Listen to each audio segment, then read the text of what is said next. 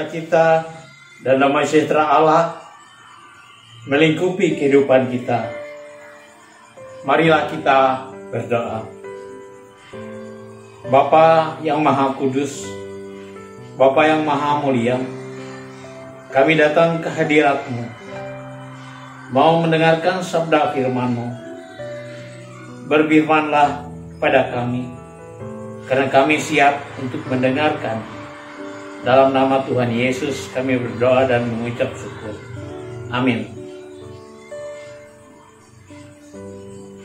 Nas yang menjadi renungan kita pada hari ini terambil dari Alkitab Hosea pasal 3 ayat 1 sampai dengan 5 yang berbunyi demikian.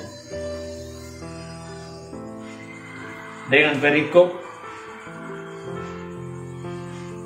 diterima kembali tetapi dianggap sepi.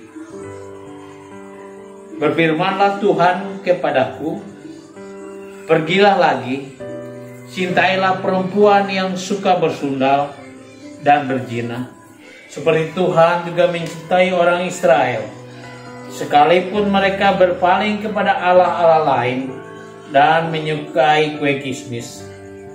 Lalu aku membeli dia bagiku dengan bayaran 15 shekel perak dan 1,5 homer jelai.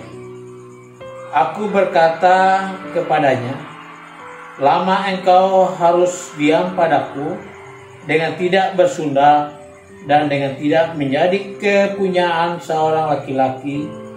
Juga aku ini tidak akan bersetubuh dengan engkau. Sebab lama orang Israel akan diam dengan tidak ada raja, tiada pemimpin, tiada korban, tiada tugu berhala, dan tiada efod dan terafim. Sesudah itu orang Israel akan berbalik dan mencari Tuhan Allah mereka dan Daud raja mereka. Mereka akan datang dengan gemetar kepada Tuhan dan kepada kebaikannya pada hari-hari yang terakhir. Demikian firman Tuhan. Shalom, remaja pemuda yang dikasihi Tuhan Yesus Kristus. Saya mau bertanya kepada saudara, siapakah di sini yang pernah berpacaran namun dikhianati atau diselingkuhi?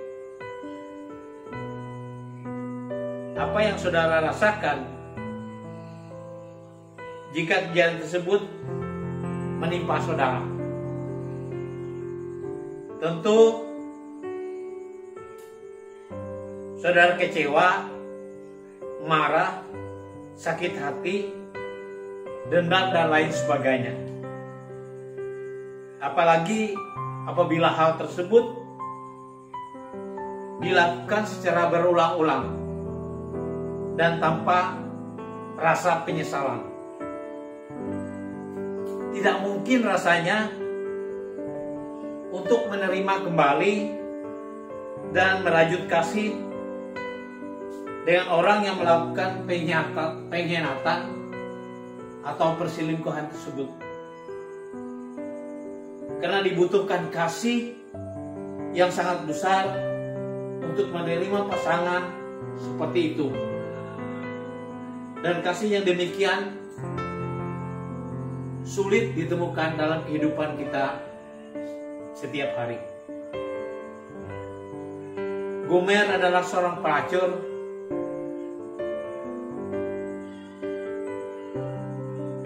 Ketika Nabi Hosea mau menikahinya, seharusnya ini sudah cukup membuat Gomer tahu diri sebagai istri.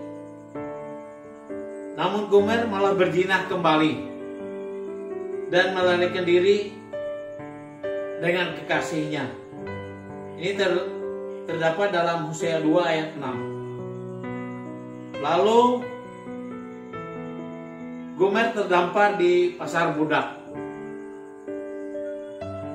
Tuhan meminta Hosea membelinya kembali seharga 15 sikal perak dan 1,5 homer jelai. Hosea 3 ayat 2. Harga ini murah, hanya setengah dari harga budak yang biasa pada umumnya, yaitu 30 sekal perak. Melalui harga gomer yang demikian, kita bisa melihat bahwa fakta dosa begitu menyedihkan. Di mata dunia, gomer telah kehilangan nilai atau harga diri. Gomer sudah dianggap sebagai sampah masyarakat, wanita murahan yang tidak memiliki harga diri. Bayangkan saja kalau Hosea menawar dengan harga 15 sikal perak dan ternyata Hosea menangi penawaran itu. Lalu bagaimana dengan tawaran orang lain? Jelas pembeli lainnya menawar sangat murah atau harga rendah dibandingkan Hosea. Artinya, budak-budak lain di hadapan penjual lebih berharga dari Gomer.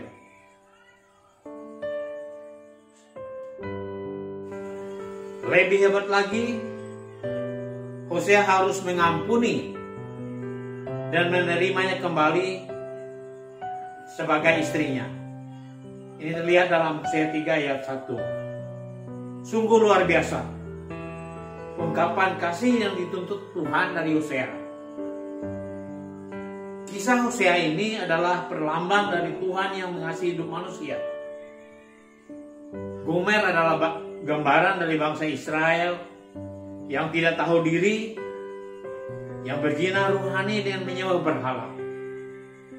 Gomer juga merupakan gambaran kita. Setelah Gomer dibeli, dia dilarang untuk bersundal. Ayat 3. Yang diartikan bahwa seorang yang telah ditebus dosanya oleh Kristus harus berubah hidupnya. Sebagai orang berdosa, sepatutnya kita tidak layak diampuni dan menjadi anak Tuhan. Berapa sering kita berselingkuh secara rohani dengan membelakangi Tuhan yang setia. Ini terjadi ketika kita dengan sadar memilih melakukan hal yang tidak menyenangkan Tuhan. Hal-hal dosa dan kejahatan itu berarti kita mengabaikan perasaannya. Pernahkah kita berhitung berapa kali Dia mengampuni dan menerima kita kembali? Tema kita kali ini adalah kasih Allah memerdekakan untuk hidup benar. Mengajak kita bersyukur dan memanfaatkan setiap kesempatan yang Allah berikan agar kita dapat memperbaiki kelakuan buruk kita. Sebab itu jangan bermain-main dengan dosa.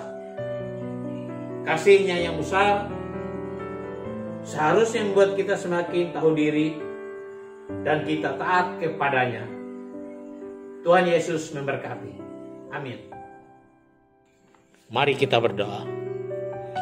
Kami mengucap syukur atas firman yang mengajarkan kepada kami betapa besar kasih-Mu Tuhan kepada kami, sehingga kami memperoleh kasih yang memerdekakan untuk hidup yang benar, sertalah perjalanan hidup para remaja pemuda, sehingga mereka memperoleh roh hikmat dan pengertian dalam mengisi kehidupan mereka. Terima kasih Tuhan. Dalam nama anak-Mu Yesus Kristus kami mengucap syukur dan berdoa. Amin.